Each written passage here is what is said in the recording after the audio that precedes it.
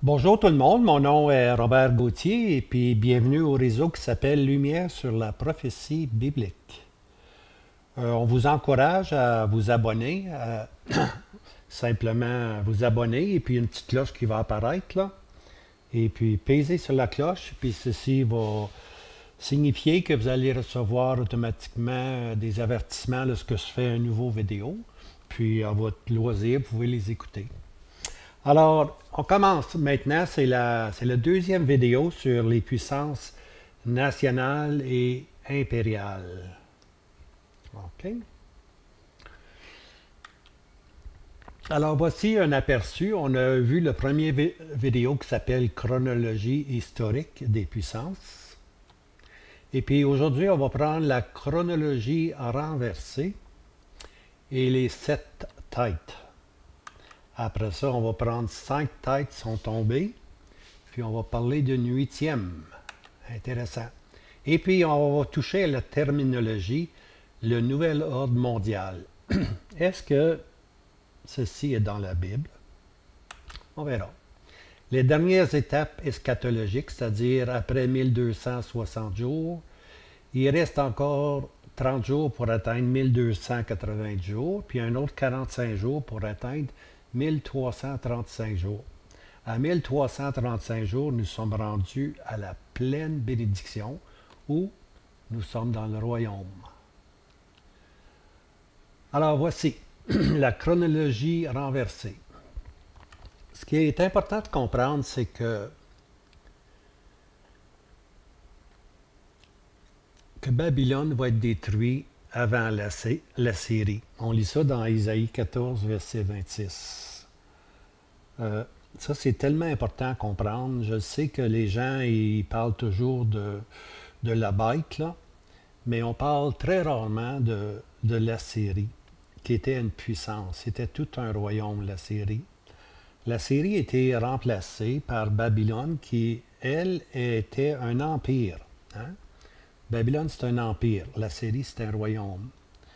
Et puis, l'empire Babylone a suivi historiquement l'Assyrie. Mais dans la prophétie biblique, on va voir que l'empire Babylone va être détruit avant l'Assyrie. Alors, on y va tout doucement. C'est un verset dans Isaïe 14, verset 22. L'Éternel dit, je me lèverai contre eux, dit l'Éternel des armées, et je retrancherai de Babylone le nom, et le reste, enfants et postérité, dit l'Éternel. Je vais juste aller chercher mon pointer, là. OK. L'Éternel des armées a juré, disant, pour certain, comme j'ai pensé, ainsi il arrivera, et comme j'ai pris conseil, la chose s'accomplira, de briser l'Assyrien dans mon pays, et je le foulerai au pied de mes montagnes, et son joug sera ôté de dessus eux, et son fardeau sera ôté de dessus leurs épaules. C'est là le conseil qui est arrêté contre toute la terre, et c'est là la main qui est étendue sur toutes les nations. Alors c'est l'Éternel qui parle ici. Il parle de retrancher Babylone. Hein? Et puis finalement, il dit ici qu'il y a un conseil de prix. La chose s'accomplira de briser l'Assyrien dans mon pays. Maintenant, on sait que historiquement, l'Assyrien a été détruit, si on regarde l'histoire, l'Assyrien a été détruit par Babylone. Et puis Babylone est devenu un empire mondial. Okay? Mais ici, il parle de détruire l'Assyrien dans mon pays. Alors, dans le pays d'Israël, l'Assyrien va être détruit dans le pays d'Israël. C'est jamais arrivé dans l'histoire. Mais dans la future prophétique, l'Assyrien va être détruit dans le pays d'Israël. Et puis aujourd'hui, l'Assyrien, on sait c'est qui, c'est l'ancien territoire de l'Assyrie comprenait, de l'Assyrien, c'est-à-dire comprenait la Turquie, la Syrie, tous les pays musulmans qui sont autour, là. C'est ça aujourd'hui qui est l'Assyrien. Ce sont les pays arabes et les pays musulmans. Et puis l'Éternel nous dit, c'est arrêté ça, c'est un conseil qui est arrêté de détruire ces pays arabes et ces pays musulmans. C'est un conseil que Dieu a pris, puis il va le faire dans le futur. Dans le futur. Il y a beaucoup de choses qui doivent arriver avant. Mais l'important de saisir, c'est que Babylone, Babylone politique, va être détruit avant l'Assyrie. Quand Babylone est détruit, on lit, je pense que j'ai le verset ici, là. La chronologie renversée. Babylone devient le premier ennemi. Historiquement, c'est pas comme ça. Historiquement, c'est l'Assyrien qui était le premier ennemi. Alors, durant la période qu'on appelle méconnu de Dieu, ou en termes hébreux, Loami, c'est la statue Babylone qui sera détruite. Okay? Premièrement, là, dans l'histoire prophétique à venir, c'est Babylone qui va être détruite.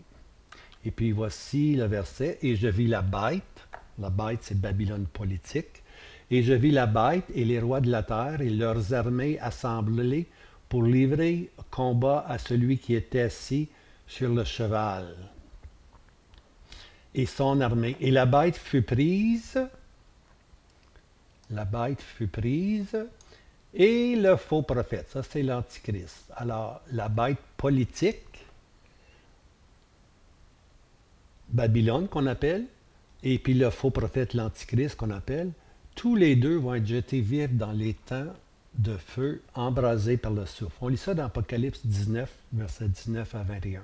Donc, Babylone, qui était vraiment le dernier ennemi, il devient, dans la prophétie, le premier ennemi. Babylone, c'est Babylone qui a détruit l'Assyrien. Mais ici, l'Écriture nous dit que Babylone va premièrement être détruit. Ensuite de ça, l'Assyrien, qui sont les pays arabes et musulmans, vont être détruits par la suite. Alors, l'Assyrien, par contre, devient, lui qui était le premier, devient le dernier ennemi.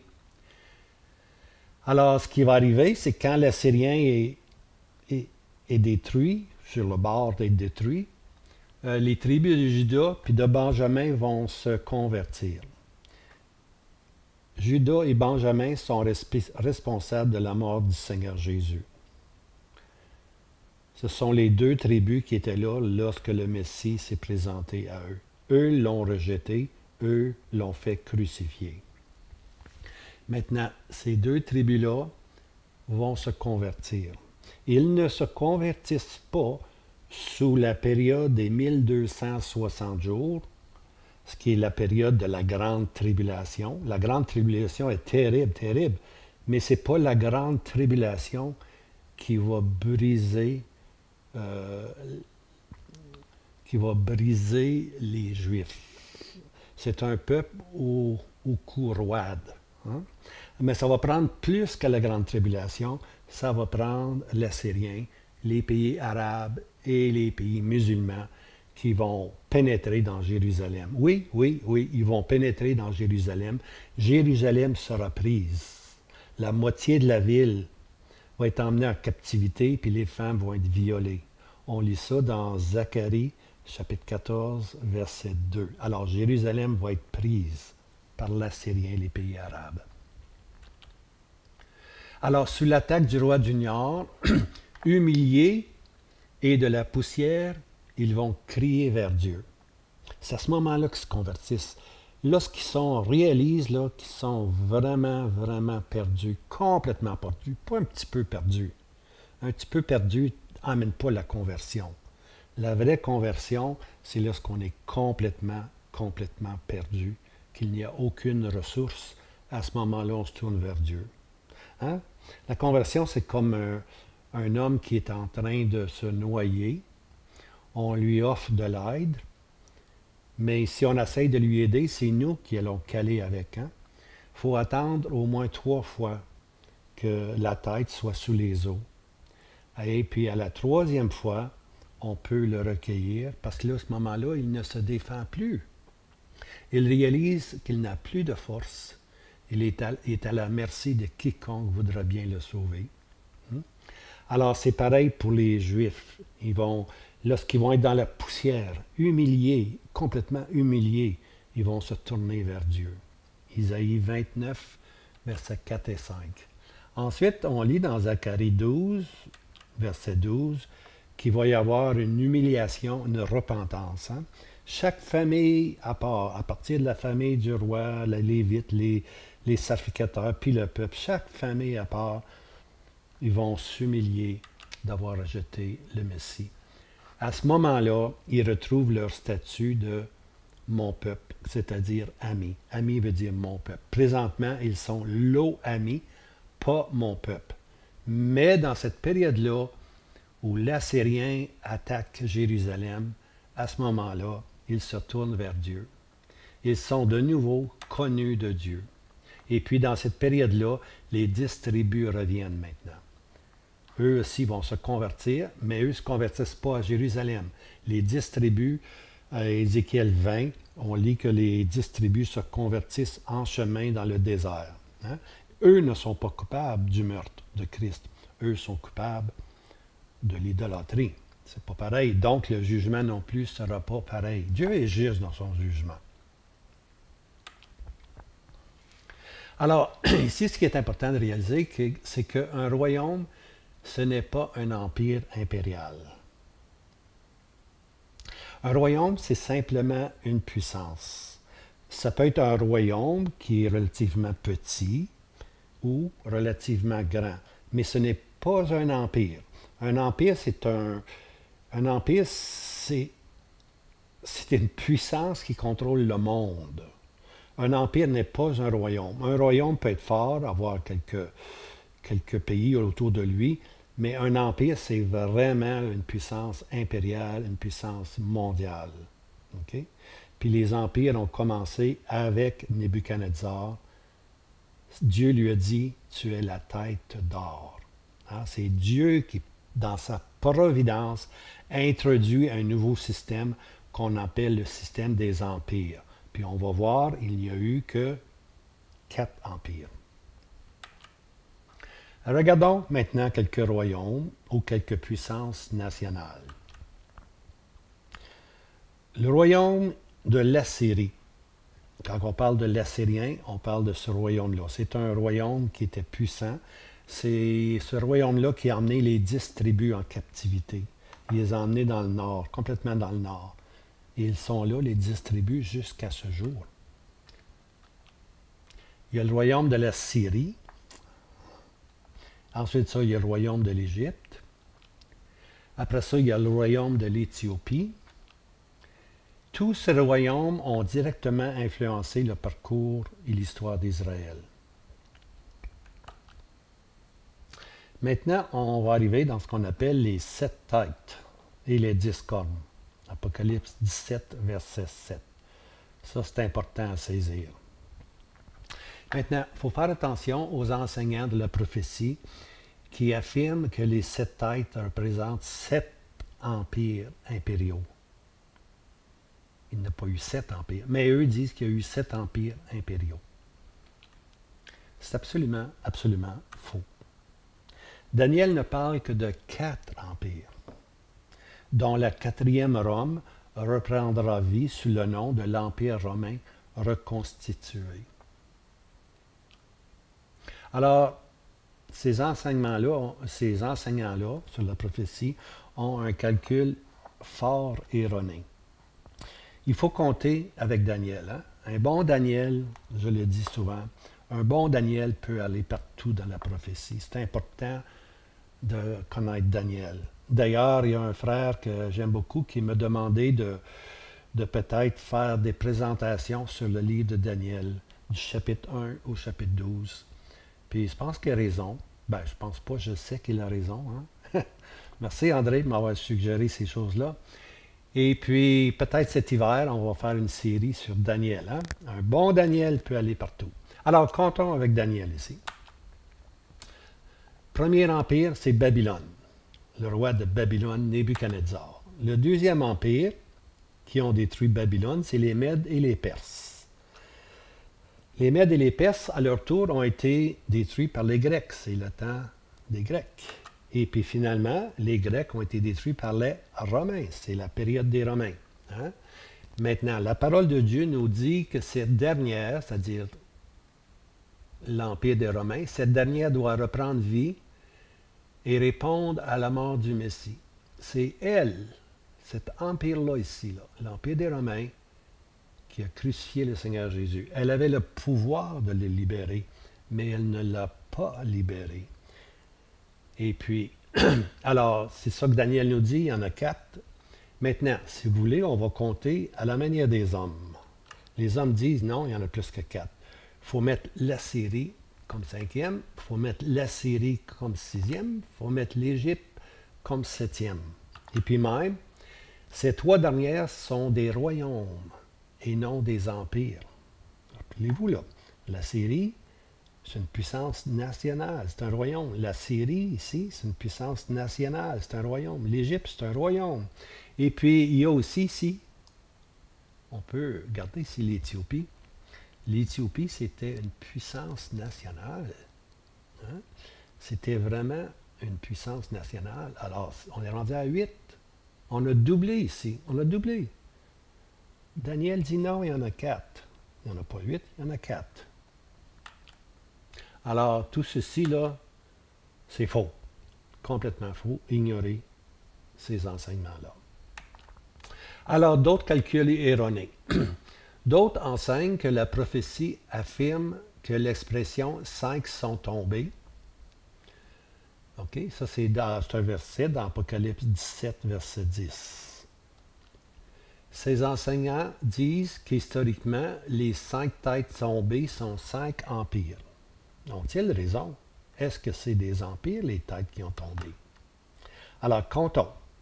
Babylone, c'est un empire. Mèdes et les Perses, c'est un empire. Les Grecs, c'est un autre empire. Et puis les Romains, c'est un autre empire. C'est ça que Daniel nous dit. Mais eux veulent absolument en trouver 5. Donc, qu'est-ce qu'ils ont fait? Ils ont dit l'Assyrie, c'était aussi un empire. Je m'excuse, sorry. Ce n'est pas un empire. L'Assyrie n'est pas un empire, mais un puissant royaume. D'ailleurs, l'Assyrie a été détruite par Babylone. Ici, l'Assyrie, ici, là, va être détruite par Babylone, par Nebuchadnezzar. Puis c'est là que commence le temps des nations. C'est là que commencent les empires. Les 4 empires, les voici en jaune. Alors, ici encore, il faut oublier la 5e, parce qu'elle n'est pas un empire, elle est un puissant royaume. Simplement un royaume. Alors, la vérité doit être ailleurs. Hein? Allons voir. 7 têtes et 10 cornes. C'est une expression imagée. Elle décrit un empire impérial, mais aussi elle peut décrire son chef ou un leader. Je pense à Bonaparte. Napoléon Bonaparte qui dit « Je suis l'Empire ». Tu vois? C'est que le chef, c'est habituellement, le chef peut aussi être l'Empire. Quand il disait « Je suis l'Empire », c'était Bonaparte lui-même qui disait, Napoléon qui disait qu'il était l'Empire. Tu vois? Alors, un empire ça peut décrire une grande puissance, mais ça peut aussi décrire son chef ou son leader. Okay? Simplement se rappeler de ça. Des fois, on parle du chef, des fois, on parle de l'Empire, mais c'est la même chose dans le fond. Voici les 3 références des 7 têtes et 10 cornes. Okay? Dans Apocalypse 12, verset 3, voici un dragon roux ayant 7 têtes et 10 cornes. Alors, c'est la puissance cachée est le dragon roux, Satan, c'est-à-dire Satan. Hein? Alors, les 7 têtes et 10 cornes sont contrôlées par Satan, c'est satanique. Et je vis monter de la mer une bête qui avait 10 cornes et 7 têtes. Apocalypse 13, verset 1. C'est-à-dire qu'au beau milieu de l'agitation des nations, représentée par la mer agitée, ses vagues, ses flots, l'Empire romain va reprendre vie. ça va aller mal dans le monde. Il va y avoir des vagues puis des flots comme une mer. Mais au milieu de cette désolation, pour ainsi dire, de cette agitation, va finalement sortir un empire ou un chef, l'Empire romain. Okay? L'Empire romain va reprendre vie avec son leader. Ça, c'est la deuxième référence. Puis il y en a une troisième. Et l'ange me dit, « Pourquoi es-tu étonné? Je te dirai, moi, le mystère de la femme et de la bête qui la porte, qui a 7 têtes et 10 cornes. » Apocalypse 17, verset 7. Alors, c'est toujours l'expression 7 têtes et 10 cornes.